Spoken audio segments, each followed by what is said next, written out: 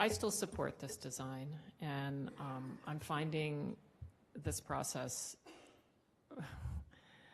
really, really frustrating at this point. Having, with Councillor Carlone, attended that initial meeting the day before Amanda Phillips was killed, and having attended, I think, every other meeting aside from the most recent one that's been appealed on this issue, I feel that I have heard all of this over and over and over again, and respectfully, I don't feel that another committee hearing would be productive. I think we would have probably 90 minutes of public comment. We would hear much of what we have heard, and respectfully, I appreciate the good intentions of all who have put on their traffic engineer hats, put on their landscaper hats, put on their urban designer hats, put on their resident hats, putting on their business hatman hats, putting on their, you know, there's a million hats being worn here, and we've seen them all over the last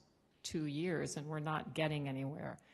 And so I'm really disappointed that we're now, I feel like we've achieved gridlock.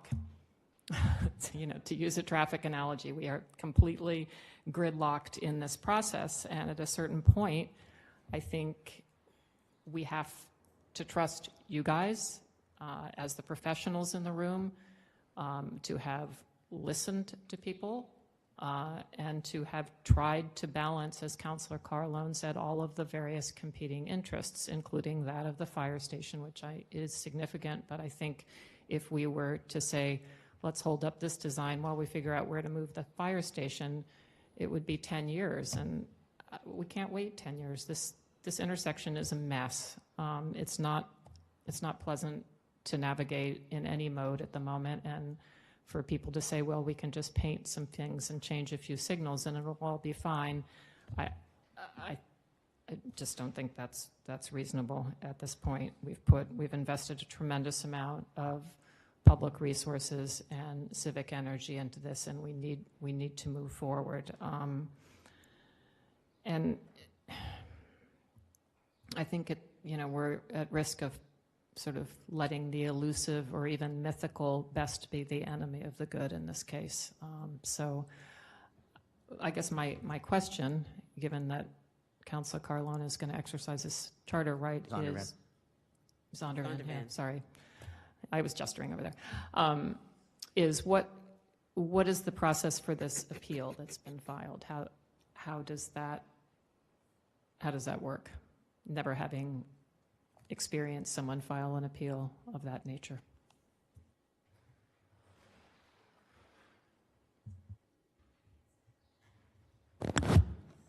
Through you, Mr. Mayor, the appeal is made to the Cambridge Historical Commission.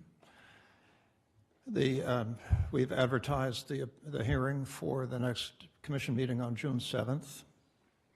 The commission can either uphold the Mid-Cambridge NCD Commission's finding or return the matter to the Mid-Cambridge Commission for a new hearing. If it's returned to the Mid-Cambridge Commission, that would be on July 2nd.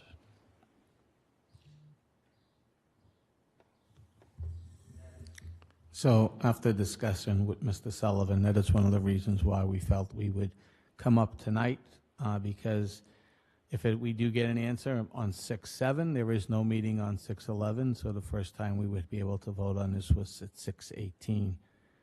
Clearly, if we got the vote tonight, we were hoping that we would get a positive vote, and therefore we would wait till the results of 6/7 to move it forward. We certainly could understand if there wanted to be a wait on 6/18. All I would say is I certainly respect all the opinions of the councilors here tonight, but I can tell you this has been the most detailed process of outreach and working with people that I've been involved in, not just as city manager, but I can remember in a long time.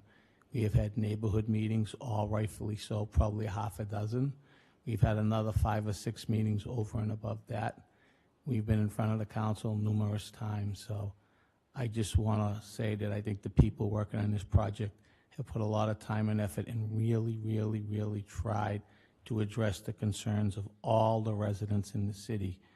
But as much as I'd like to say when you spend $6 million, you're going to make everybody happy, we obviously have not, but I think it's not from a lack of effort, it's not from a lack of participation with the residents, and I don't see us really coming up with another proposal at this point in time, so I guess I'm not sure where we're going to go from here.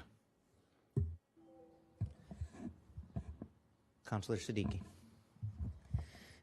Thank you, Mr.